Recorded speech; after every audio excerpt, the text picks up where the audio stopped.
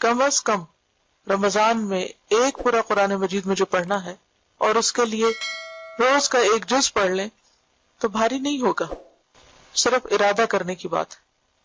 اور جب تک قرآن مجید پڑھا نہ جائے زبان پہ آتا نہیں، روا نہیں ہو سکتا. صرف پریکٹس ہی ایسی چیز ہے جس سے قرآن بہتر پڑھا جا سکتا ہے. جو پڑھے اسے سمجھ کر بھی پڑھے، اس حد تک تو سمجھ آئے کہ یہ کیا الفاظ ادا ہو رہے ہیں. یعنی اس چیز پر فوکس نہ کرے کہ میں رمضان میں 10 قرآن ختم کر لوں اور اس میں سے ایک لائن کی بھی سمجھ نہ آئے یا الفاظ بھی پورے ادا نہ ہو. تو اس کی بجائے چاہے آپ ایک پڑھیں لیکن اس کا حق ادا کرتے ہوئے پڑھیں. لیکن اس سلسلے میں ایک بات یاد رہنی چاہیے کہ حضور صلی اللہ علیہ وسلم نے فرمایا کہ لم یفقہ من قرأ القرآن فی اقل من 3، کہ اس شخص نے قرآن کو سمجھا نہیں جس نے اسے 3 شب و روز سے کم میں پڑھا. یعنی قرآن پاک کو بہت جلدی نہیں پڑھنا چاہیے اور بہت جلدی ختم نہیں کر دینا چاہیے. اس کو پڑھنے کے ساتھ کچھ نہ کچھ سمجھنا بھی ضرور چاہیے. تو اس میں سلف یعنی پہلے لوگوں کی عادت مختلف تھی.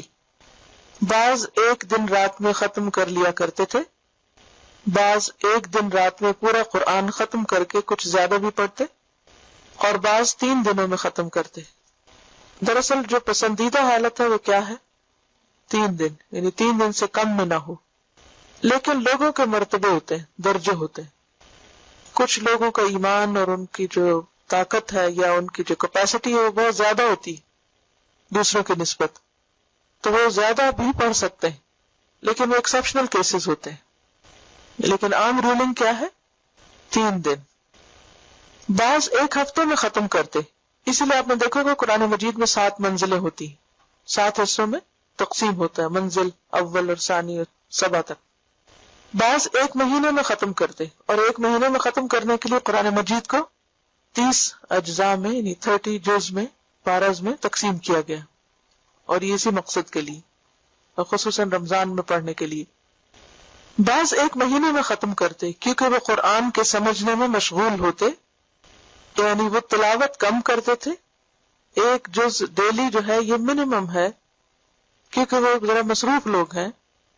اور مصروف کس میں ہے؟ قرآن کے سمجھنے میں، یا علم کو پھیلانے میں، یا تعلیم دینے میں، یا قرآت کے علاوہ کسی اور عبادت میں، یا دنیا کی محنت مزدوری کے شغل کی وجہ سے، نہیں جاب وغیرہ ہے تو اس لیے وہ صرف ایک جز روز پڑھتے ہیں. اپنے آپ کا حساب لے لیجئے. بہتر یہ ہے کہ اتنا پڑھے جس سے اس کے ضروری کاموں میں رکاوٹ نہ پیدا ہو. ابن عباس رضی اللہ عنہ نے کہا، اگر میں صرف سورۃ بقرہ اور آل عمران پڑھ لوں اور ان کو ترتیل سے پڑھوں اور ان میں غور و فکر کروں تو یہ مجھے زیادہ پسند ہے اس سے کہ میں سارا قرآن تیز تیز پڑھ جاؤں. اور امام شافعی رمضان میں 60 قرآن مجید ختم کیا کرتے تھے، ایک دن کو اور ایک رات کو.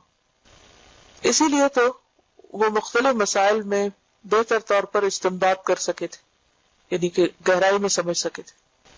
ابن مسعود رضی اللہ عنہ نے کہا کہ جو قرآن ختم کرے اس کی دعا قبول ہوتی. رمضان میں اللہ سبحانہ وتعالی ہر رات کو جبریل کو بھیجتے تھے، ہر رات ملاقات ہوتی تھی. تو اس سے رمضان کی اسپیشلٹی دیکھیے اور قرآن کی دیکھیے. یہاں تک کہ رمضان گزر جاتا، نبی صلی اللہ علیہ وسلم ان سے قرآن کا دور کرتے تھے.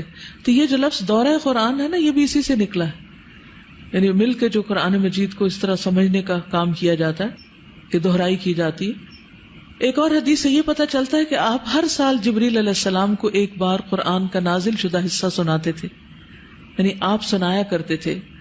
اور وفات سے پہلے آخری سال آپ نے 2 بار سنایا. تو پھر ہمیں کیا کرنا چاہیے؟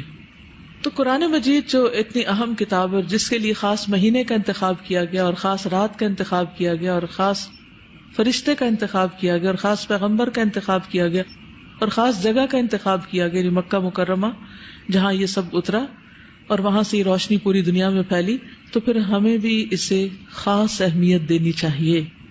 رمضان میں آپ کی تلاوت عام مہینوں کی نسبت زیادہ ہونی چاہیے اور ہر روز ہونی چاہیے. بے شک رات آپ تراویح میں سنیں، لیکن خود بھی پڑھنا ہے. دن کو پڑھیں، رات کو پڑھیں، جتنا چاہیں پڑھیں. تو کرنے کا کام کیا؟ کثرت سے تلاوت قرآن، یعنی آپ کی ساری عبادات میں نمایاں عبادت تلاوت قرآن ہو جائے، سارے کاموں میں. سلف صالح کے بارے میں آتا ہے کہ رمضان میں قرآن کی تلاوت کے ساتھ حیران کن محنت کرتے تھے، بلکہ وہ اس کے علاوہ کسی اور چیز میں مشغول نہیں ہوتے تھے، یعنی سب سے زیادہ ان کا وقت قرآن کے ساتھ گزرتا تھا. آپ دیکھ لیجئے کہ آپ کا وقت سب سے زیادہ کس چیز کے ساتھ گزرے گا. اور پھر یہ کہ تلاوت کا حق ادا کریں، صرف یہ نہیں کہ بس انگلی پھیرتے جائیں، پڑھ لیے اتنے صفحے پڑھ لیے اتنے قرآن ہو گئے. یہ تلاوت نہیں ہوتی خاموشی سے بیٹھ کے انگلی پھیرنا. تلاوت ہوتی ہے جس کے بارے میں قرآن مجید میں آتا ہے الذین آتیناہم الکتاب یتلونہ حق تلاوتہ اولئک یؤمنون بہ. بلند آواز سے پڑھیں، اونچی آواز سے پڑھیں. ٹھیک ہے اگر آپ کا منہ خشک ہو جائے یا تھک جائے تو تھوڑی دیر آہستہ پڑھ لیں، پھر آپ بلند آواز سے پڑھنا شروع کر دیں. وَمَن يَكْفُرْ بِهِ فَأُولَٰئِكَ هُمُ الْخَاسِرُونَ. وہ لوگ جنہیں ہم نے کتاب دی ہے اسے پڑھتے ہیں جیسے پڑھنے کا حق ہے، یہ لوگ اس پر ایمان رکھتے ہیں، اور جو کوئی اس کے ساتھ انکار کرے تو وہی لوگ خسارہ اٹھانے والے ہیں. اور پھر ایک ایک حرف کا اجر ہے، خوش ہو کر پڑھنا ہے. جب دل گھبرانے لگے اور سوچے کہ اچھا ابھی کتنا رہ گیا سپارہ، کچھ لوگ 2 صفحے پڑھ کے باقی صفحے گننا شروع کر دیتے ہیں کہ کتنے صفحے باقی. صاحب قرآن کو روز قیامت کہا جائے گا پڑھتا جا اور جنت کے درجے چڑھتا جا، اور اس طرح ٹھہر ٹھہر کر پڑھ جس طرح تو دنیا میں ٹھہر ٹھہر کر پڑھتا تھا. بس تیرا مقام وہ ہوگا جہاں تیری آخری آیت کی تلاوت ختم ہوگی.